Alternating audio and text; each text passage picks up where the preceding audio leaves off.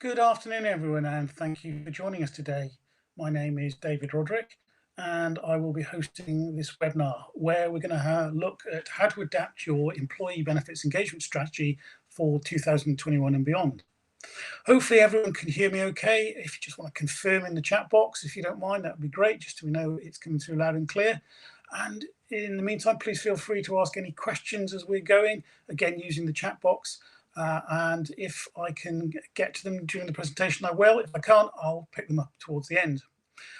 Like many of us, I'm still working from home, as you can probably see from my background, so apologies in advance for any dog barking or inopportune Amazon deliveries, as I'm sure we've all experienced something similar over the last few months or so. So just a quick note for those who aren't familiar with Johnson Fleming. We're a pension and benefits specialist providing consultancy, administration, and crucially for this webinar, employee engagement and education services to many hundreds of clients, some of whom are joining us today, so a welcome to you. Cumulatively, that means we help our clients to manage their benefits for hundreds of thousands of employees. So it'd be fair to say that we have certainly gained some experience in understanding their needs and wants. In early 2020, we became part of NFP Group. And I think it's fair to say, if you aren't familiar with Johnson Fleming, then you might not be aware of NFP. However, they are the world's 5th largest benefits broker, so provide some significant global presence. As their UK operation, we can provide you with support, whatever your insurance or benefit requirements. Within this webinar, we will look at a number of key elements that build towards delivering a truly effective engagement strategy and what changes you might want to introduce for 2021. We've split these into 4 areas: ensuring your benefits are rewarding, accessible, clear, and finally, how you may want to deliver them. And we will look at each of these in turn. Now, during the presentation, we will use some examples of our delivery to help illustrate certain points. And clearly, whilst other options are available, we don't have access to those to include them within our slides. So I hope you'll bear with us on that one. So why is engagement important? Well, let me introduce you to my brother. He works for a leading law firm who have a rich suite of benefits. Indeed, they spend over 20% of payroll providing them. The truth is, however, that like many employees, he isn't really that engaged with the benefits and speaks to me if he wants to know anything about them. The firm in question provide them as they want to be seen as competitive within the market. However, if employees do not understand or are not engaged with your firm's benefit provision, then what is the real purpose of providing them? And how do you expect to achieve a return on the not inconsiderable investment? So let's look at the first of our 4 elements: ensuring your benefits are rewarding, relevant, and competitive. Because let's face it, there's little point in focusing on how to communicate and promote benefits which are not as good as they should be. Whenever we engage in new clients, our first piece of advice will always be review first before considering any other steps or changes. Whatever our background or line of work, the world is now a different place to what it used to be. And in all probability, many of the changes we have seen over the past 12 months or so could become permanent. People have become used to different working practices, such as Zoom calls and the like, and technology has adapted with it. So have our people's needs. So let's focus on 4 areas. Are the benefits still relevant to your people? Are you maximizing the value of what you have? Do they remain competitive on cost or other metrics of evaluation? What did the support you receive over the past 12 months feel like? In an extensive HR survey conducted shortly before the pandemic, a healthy 73% of employers believed that their employees were satisfied with the benefits that they offer. However, from the same survey, 1 in 3 of the employees expressed dissatisfaction. Now, this highlights the trap many employers can fall into. They perceive employees are satisfied, but do they really know? And what basis of measurement is used? Is satisfaction measured against what competitors provide rather than individual needs? Have those employees' needs changed since the pandemic?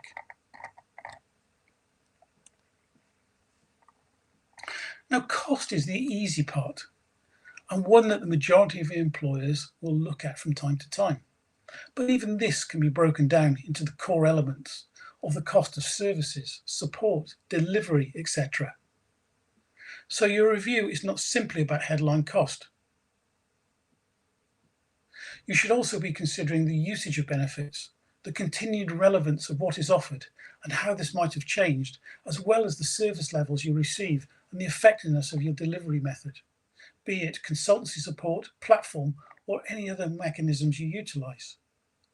As an example, we were recently engaged by a client to deliver financial wellbeing support, and an element of which was communicating to employees about their workplace pension.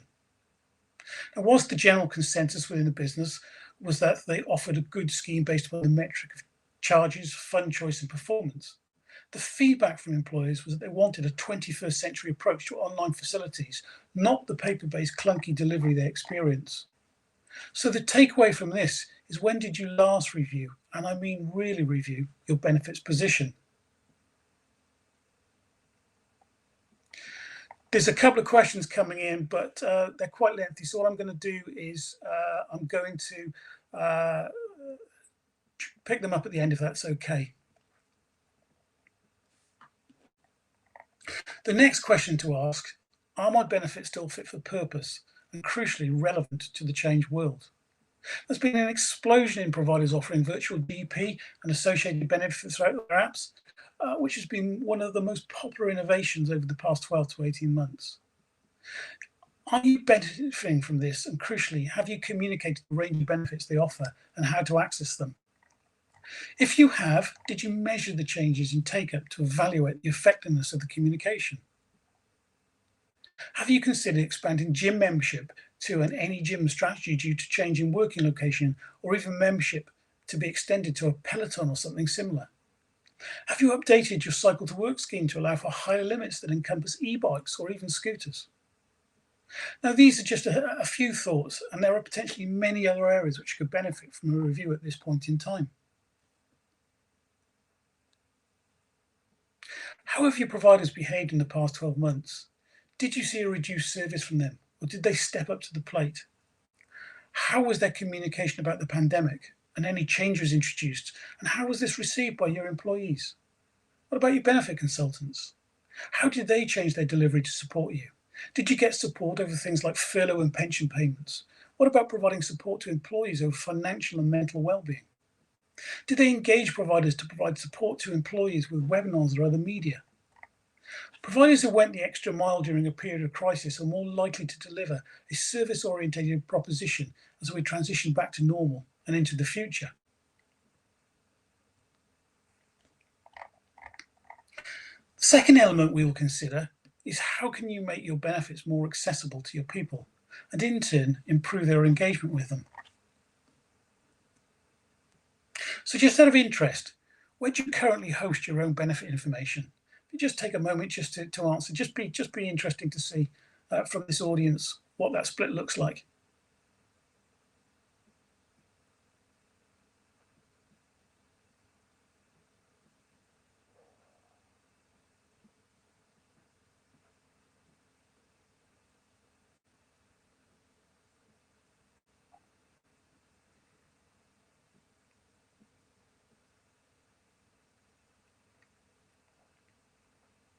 Okay, just got a couple more moments for people to finish answering.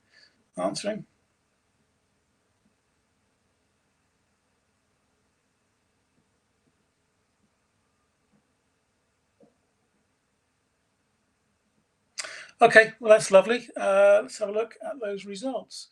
So we're seeing a fairly even split there. Company intranet still seems to be the most favoured, with probably an equal amount of people switching between a dedicated benefits hub and a benefits platform, which is pretty much on par with what we would see. So that's good. That's interesting. I think that just gives us a fair split of the types of strategy that people use. So certainly we find that benefits are typically hosted in one of three ways, and I think that was panned out really in those results. A benefits brochure or a PDF, often provided to employees when they join, hosted on company intranet in various different formats, but typically a document-based strategy, or on some sort of portal or dedicated benefits site, often with links to the various providers. So regardless of the route that you use as a business, the question we want to ask ourselves is, does the manner in which we host our benefits create any barriers to accessibility? So let's take a little closer look at that one. And whilst the pandemic has seen significant changes in the way we work and engage with each other, one thing has remained consistent. For many people, their smartphone is their primary route to finding out information. So however your benefits are accessed, it's essential that the route you use is mobile friendly. Anything which is primarily document based, whether in PDF or not, is unlikely to be seen as overly mobile friendly.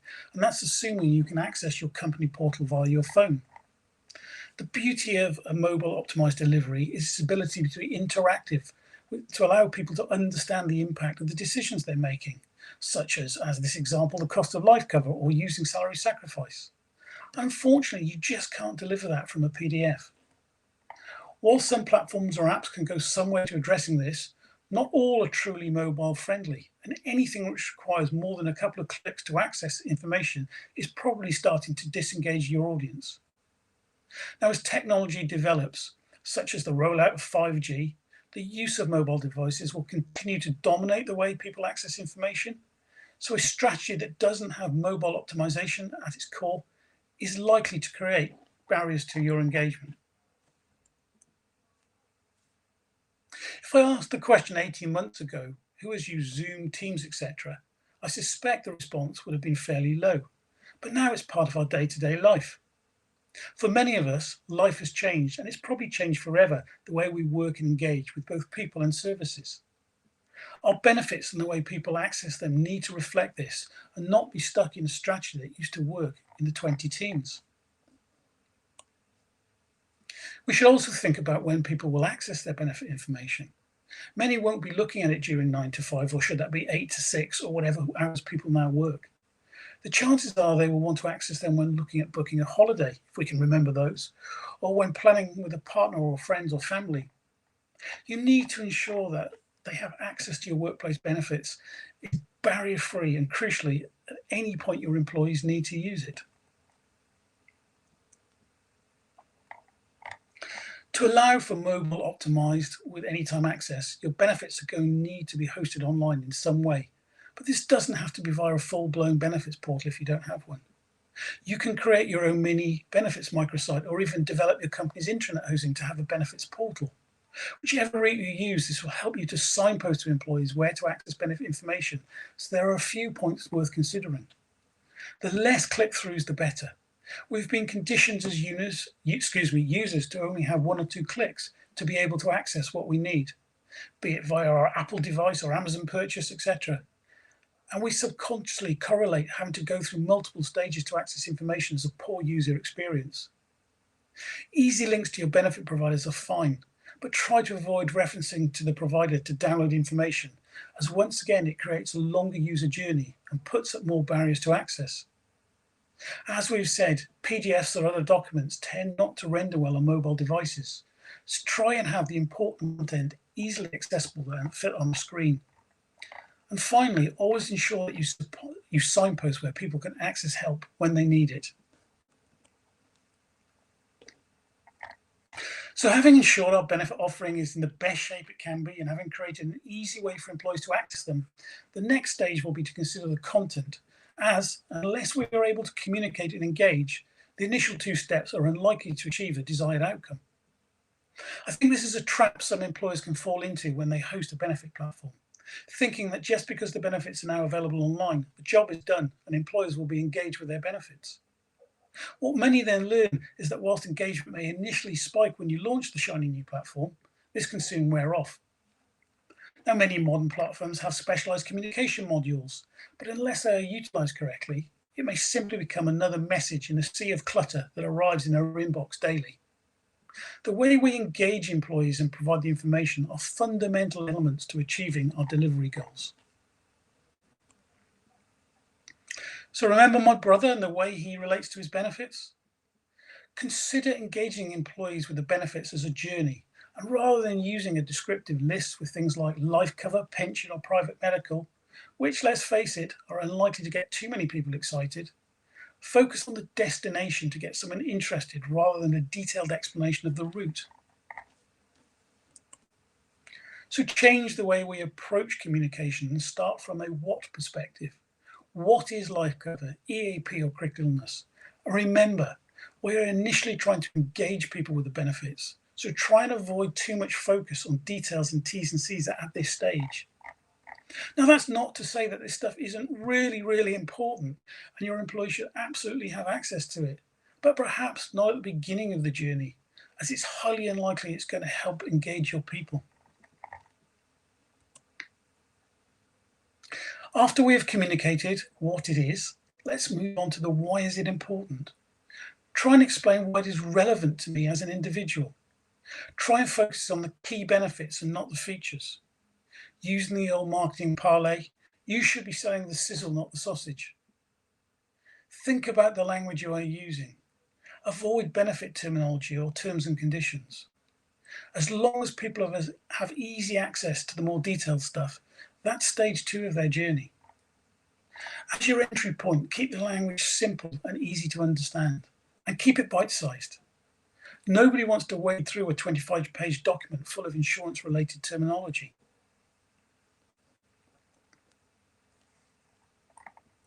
It's become quite a popular trait, often promoted by those communication modules within platforms, to use segmentation as a means to personalize messaging. But what segmentation do you choose? Age, gender, salary, location? Now, all of those are valid bases of segmenting your workforce. But will this really highlight the differences between employees? Let me introduce you to Sarah and Jenny. Both are females in their early 30s on similar salaries, so you might segment them into a group to communicate to them. However, their lives are really rather different.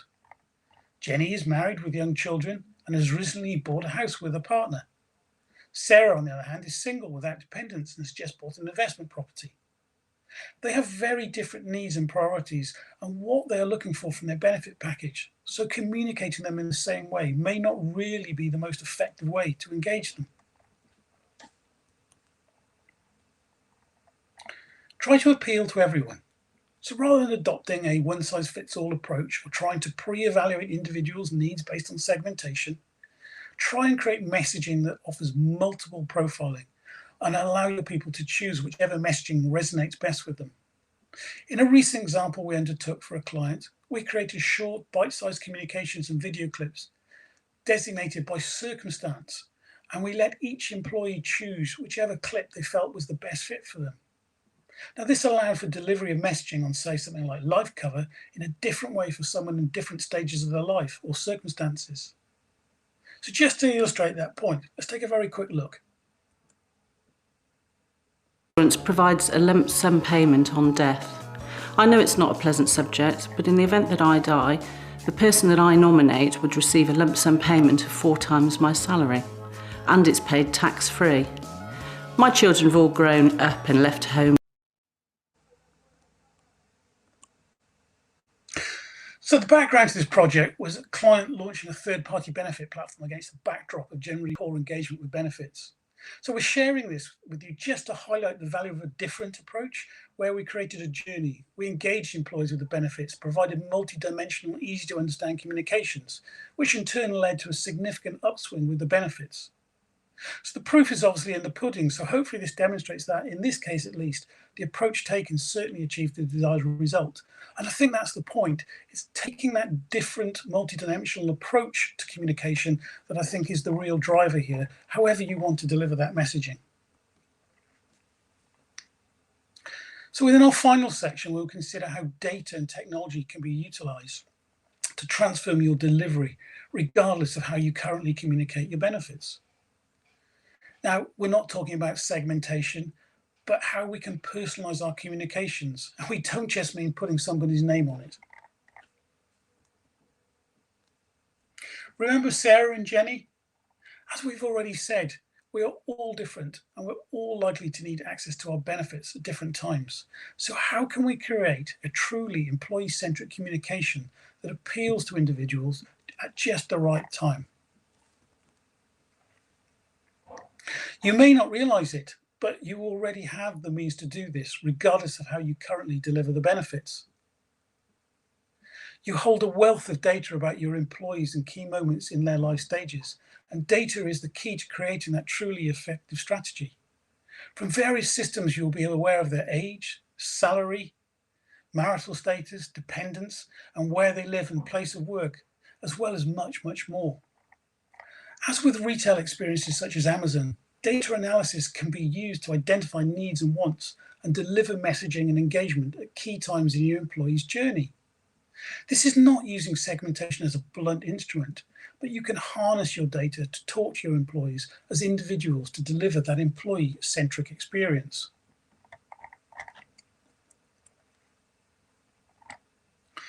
During the past 2 decades, we have seen the evolution of benefits engagement. We started with the printed information, which progressed online and then evolved into the benefit platforms we know today. The next step is to utilize all the data from various systems we hold it on and use AI to create an amazing experience for the employee to talk about how your benefits support them at a time that's right for them. So again, let's have a look at an example of how this may be delivered. And in true BBC fashion, apologies to any other solutions that might be available, but for licensing reasons, we are obviously only able to illustrate the one that we can show. So nearly a decade ago, we created nudges designed to communicate benefit messages and calls to action to employees on their pension arrangements. And it's been used by many of our larger clients with great success. The solution has been developed over the years and can now integrate with your entire benefit offering and is automated to drive your people towards the benefit hosting of choice.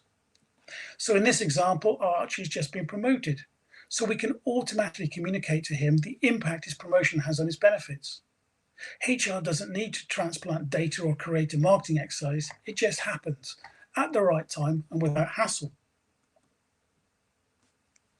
Sarah, on the other hand, has potential issues with tapered annual allowance, so her nudge will alert her to the potential problem so she can take action.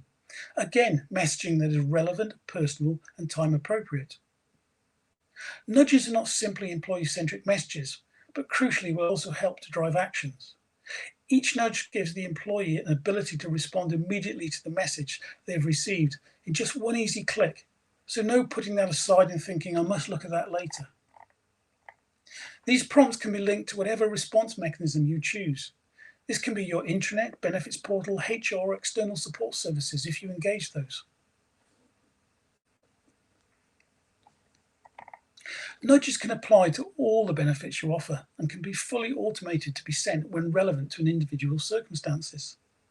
Claire has just had a new baby, so her nudge lets her know the new dependent can be included in the company's PMI scheme for 12 months for free.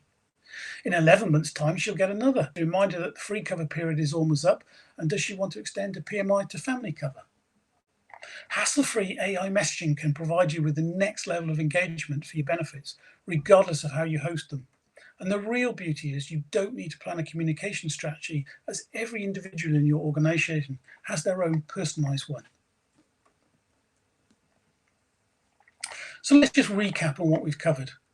We've looked at 4 elements towards creating a truly effective engagement with your benefits package, which, if they work in harmony, can help you to achieve not only a return on your investment, but also substantially increase your employer value proposition.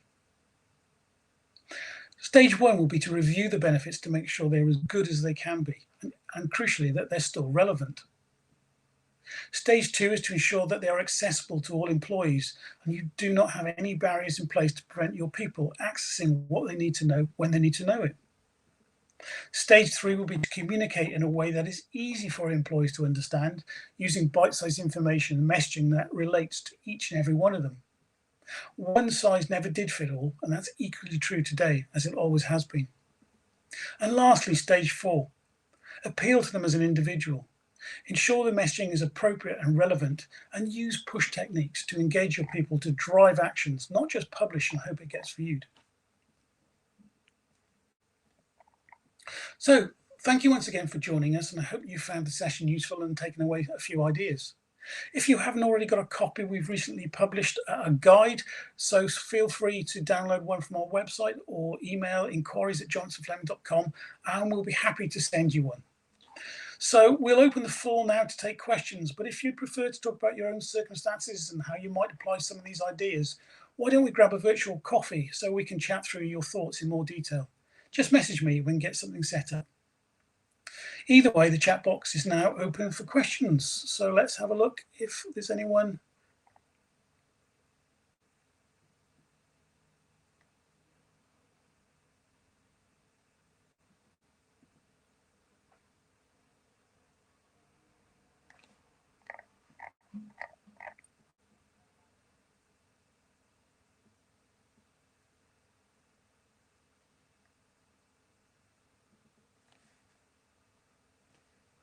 I can see somebody's typing at the moment, but it's a bit slow coming through at the moment.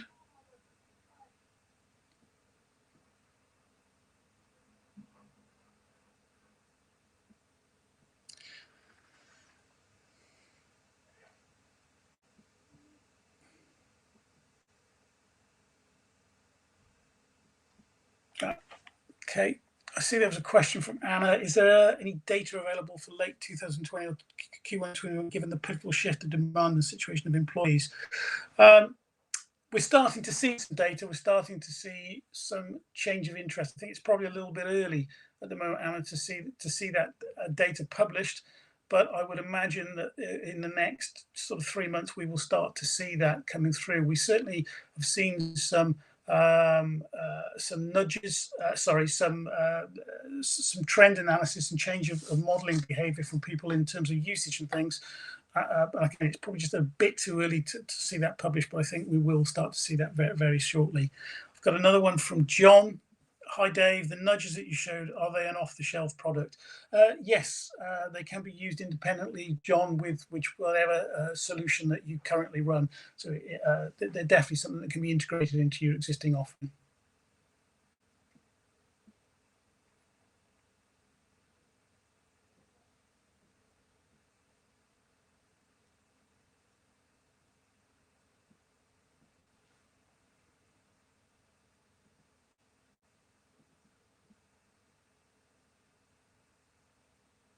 Okay. That looks about it as far as I can see. I can't see anyone typing anymore at the moment. So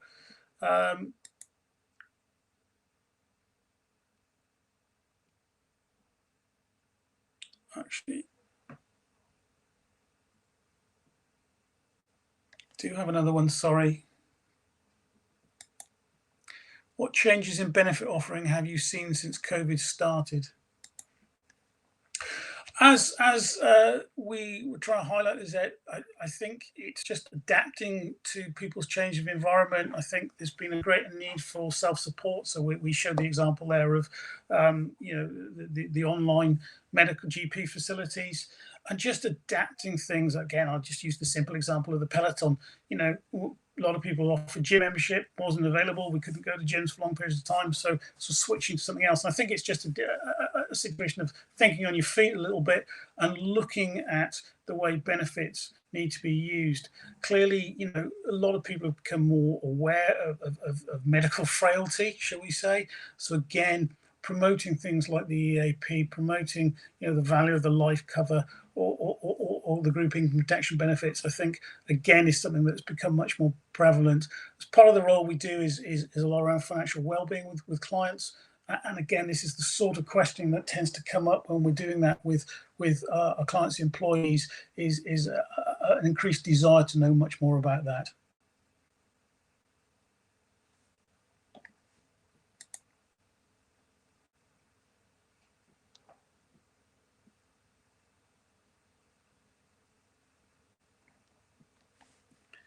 So I've got one coming in from Zoe. A lot of benefits you mentioned cost the employer quite a lot. What can you suggest employers do with money is tight post-COVID? It's a very fair question, Zoe. We're not saying to you, you should provide this or you should provide that. I think obviously everyone will have budgetary requirements. It may be a question of looking at how you can get the most value of what you currently have. Have you checked with what you do provide provide to see whether it has any additional facilities.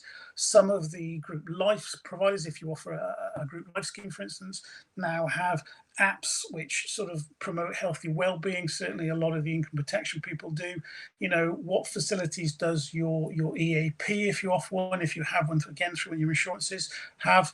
If you talk, otherwise you've just got to switch to voluntary benefits in reality, but I guess that's a slightly different conversation. But you know, there are some really good voluntary benefit sites out there that again can provide a range of access to benefits, even if the employer doesn't have the cost of funding. I think what this webinar was about, though, was just about saying how do we communicate and how do we engage those benefits with people.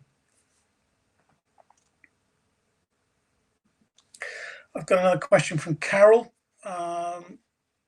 Sorry, I'm jumping between boxes. What, in your opinion, are the best benefits for those employers who will be moving towards hybrid working? Again, Carol, the starting point is what you currently have on the table at the moment. I think it's looking at benefits that allow more flexible access. So again, just use that example of, do you switch to a multi-gym from a gym near the office? Do you and just looking at things that will allow people to adapt to their lifestyle.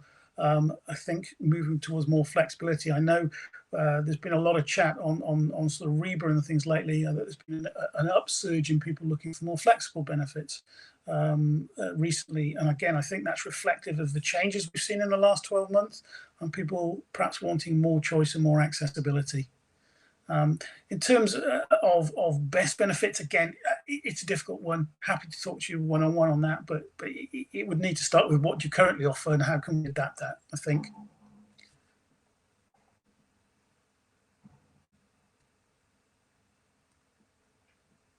There's a question here from Chris Brits.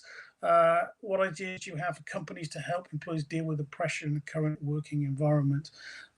I think that comes down to sort of a well-being and financial wellness strategy that we would suggest for the clients. Again, slightly off topic for this webinar. This webinar is very much about looking at how we communicate and engage.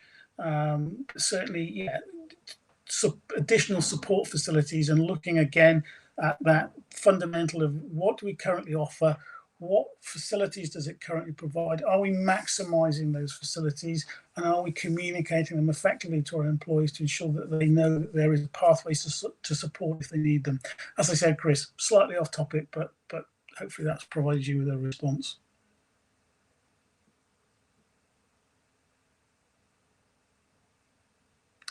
Okay, I think that's it now. I generally can't see any more coming through. So what we will do is bring this to a close. Thank you very much for listening.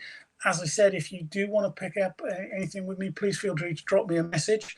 And we're happy to pick up with you again. Or just as I said that, there's a whole everyone thanking me. Thank you very much, everyone. I'm glad you enjoyed it. And hope it was useful.